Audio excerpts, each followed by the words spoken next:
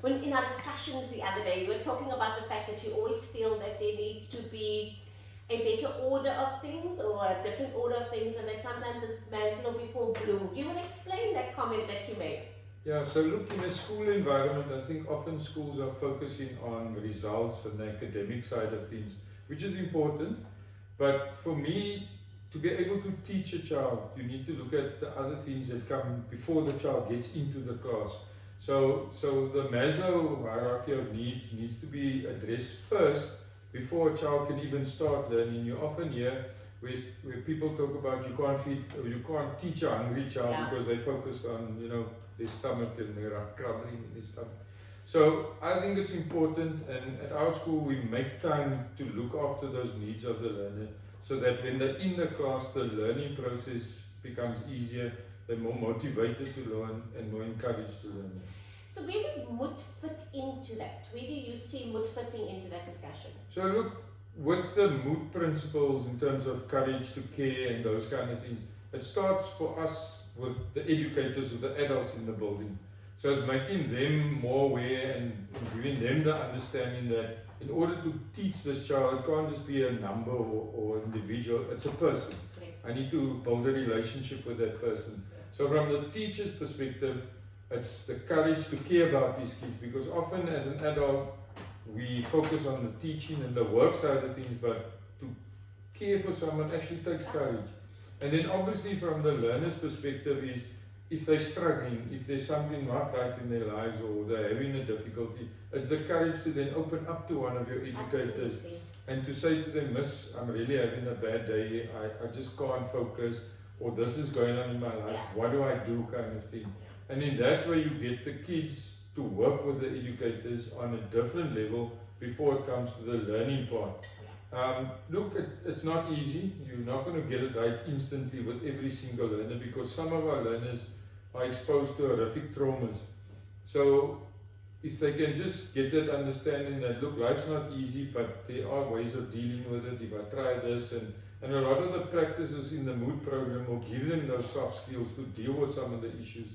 But in general, for a school, I think it's important for the teachers and the learners to be able to speak up if there's issues that's bothering them in terms of emotional and other personal issues. Absolutely. And then, Ms., from your perspective, if we talk about those MOT values, Ms. Tommy started with the courage to care one.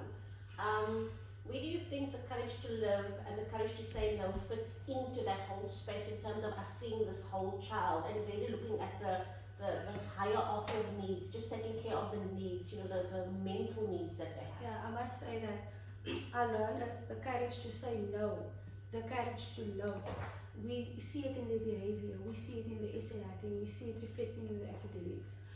We deal with a lot of issues, like Mr. Tommy said, we need to take care of this learner holistically. Right? And if you're not in a positive mental state, then it affects all aspects of your life. And the core values, the courage to say no, the courage to love, what we are teaching, these values that we are incorporating, we can see that our learners, they're coming forward, they speak up about their problems, their issues, they understand and realize now that they don't have to carry the baggage alone. They also now learn how to be there for others. We're equipping them with the skills to care and also to stand up to peer pressure, to say no to drugs, to say no to abuse and all those kind of things. Awesome. And then in terms of the relationship that you're now finding that you as an educator have with those learners, how's that relationship affected by the MOT program? I must say that we have a more open learner now. Our learners, they know that we care. So they are comfortable to come to us to talk about issues. They understand that it's okay, everything that we are dealing with is just part of being a teenager, it's part of life. So I must say that it really affected relationships, and I'm fortunate enough to teach one of those classes, and I'm the graded of grade 8, so I have interaction with them on a daily basis.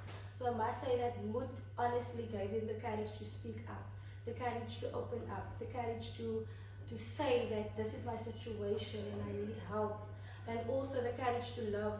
We have a lot of programs running at the school, And I am proud to say that most of my grade 8 learners that's taking part in this boot program, they are also in all of those projects that we're running at the school. Nice. So our learners, they are participating, they are more involved now.